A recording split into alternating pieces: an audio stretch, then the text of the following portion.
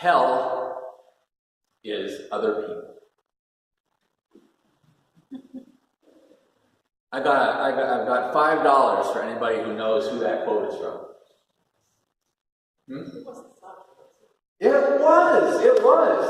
Ding, ding, ding, ding, ding. Jean-Paul Sartre, existentialist philosopher back in the mid-20th century. All right, I owe you $5.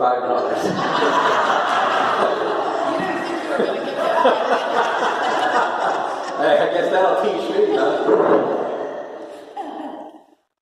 Okay. Can't tell why. 1, 2, 3, 4, 5. There you go.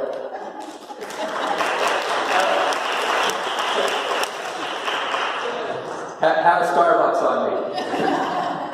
That's about what it is. And we laugh at that because we know that other people can be really, really challenging. And it's in any context of our lives. Other people can be challenging in your family. Other people can be challenging at work.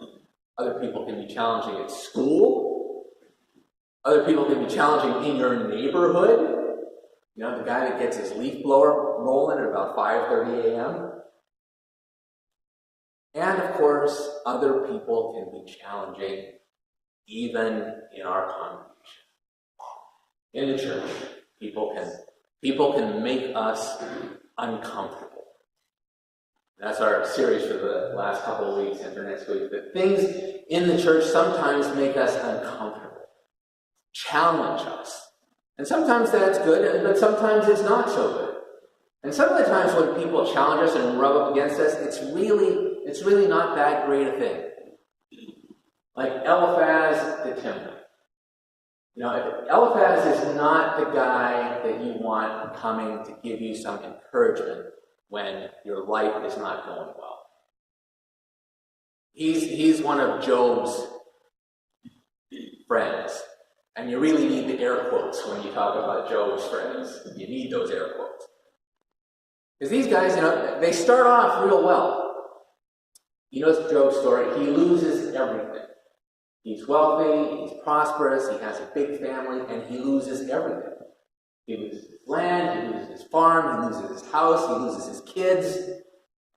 The only thing left is his wife, who gives him the helpful and encouraging advice: curse God and die. It only gets better from there, because then his friends come by. And they start off real well. They can see that he's really depressed because not only has he lost everything, but he has these boils all over his skin. And so he's not doing well physically. And his 3 friends come to him, and they sit down, and they don't say anything for 3 days. Probably the best move. I mean, if you're in a devastating situation, sometimes what we really just need is somebody to come and sit with us. Somebody just be there. Because there aren't a whole lot of words that will make things better. Although there are plenty of words that will make things worse. And that's what these guys do. Like Eliphaz. I mean, he says it in flowery language, so maybe you missed the point. But basically what Eliphaz is saying is, Job, you're bad-mouthing God. You're a sinner, and you deserve all the bad things that happen to you. And if you would just straighten up and admit that you're a dirtbag, maybe God would have mercy on you. How's that for you? Not so much. And the truth is that there are, unfortunately, still people today who maybe won't say it that harshly, but believe that kind of stuff. And if you're having a hard time and something bad has happened to you, they'll poke a little bit and say, well, what have you done? What have you done wrong? Where have you sinned? Not helpful. That makes us uncomfortable. And not helpful. Or people like James and John, the sons of Zebedee. The people that want to be in control. There are no people like that in any congregation anywhere that you've been a part of. That just doesn't happen. That happens too. That makes us, that's challenging. That makes us uncomfortable. And those are things that are just part of the brokenness of humanity, right? None of us is perfect. We all have things that we need to grow in. We all have things about the way we look at the world that need to be adjusted. And thanks be to God, God is working on us. God is adjusting us. And if we're uncomfortable with one another, maybe that also gives us the opportunity to push back a little bit and say, I don't think it's really not helpful to say, what's your sin that's causing your tragedy? But more like, how can we help? How can we pray for you? How can we encourage you? How can we help you to see that maybe this isn't all that there is? Or when something really is wrong, because let's face it, sometimes we do things that are really stupid and wrong. Maybe we need somebody who's going to make us uncomfortable in a good way. Like Nathan and David. And you all remember the story of David and Bathsheba. You know that story. David, the king, he sees the beautiful Bathsheba bathing on her rooftop, sends some of his boys over to invite her over for dinner. I don't think there was an option to say no, because he's the king. Come on over. He ends up sleeping with her. She gets pregnant, but she's married to Uriah the Hittite. So David kind of panics. He gets Uriah to come off the battlefront back home, gets him drunk, tries to make him sleep with his wife so that he can say, well, it's not my kid, it's Uriah's kid. Doesn't work, because Uriah is too much of an upstanding guy to fall for that. He's like, hey, all my comrades are out in the front line. I'm not going to be spending time with my wife. That's against the rules. I'm not going to do that while all my comrades have to be sleeping outside on the ground and fighting the war. So David sends him back to the front line with a note. Joab, put Uriah way up in the front, and then pull everybody else back so he gets killed. And Uriah gets killed.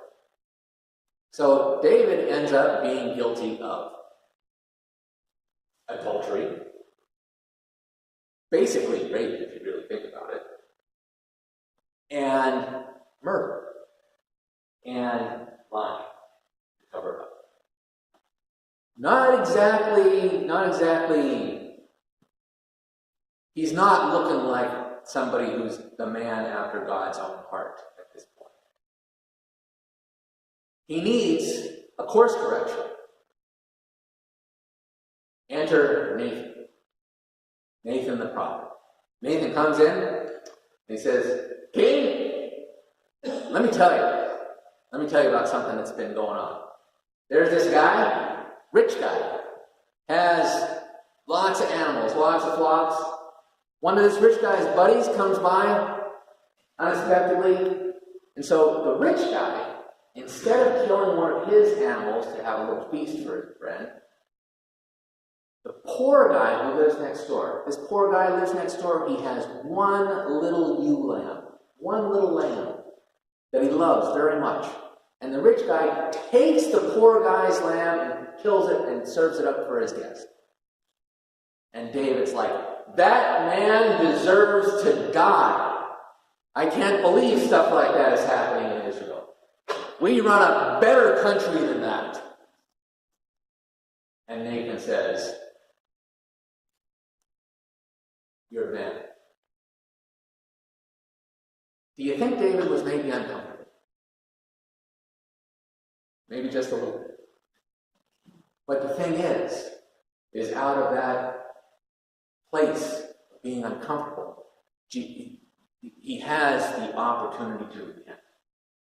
He has the opportunity to change. And that's exactly what he does. He realizes that what I've done is horribly, horribly wrong. And I need to completely turn. And he does. And he does. That's the amazing thing, is that he does.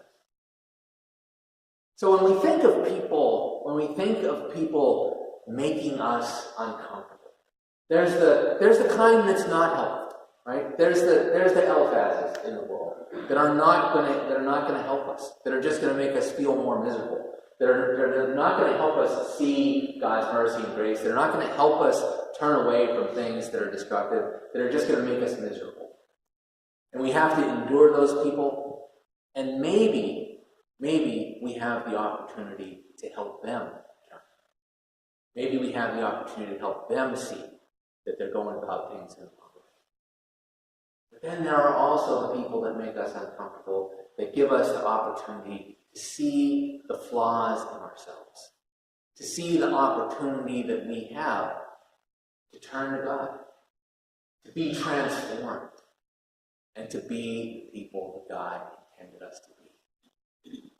It won't always be comfortable, but it can always be a blessing. Thanks be to God.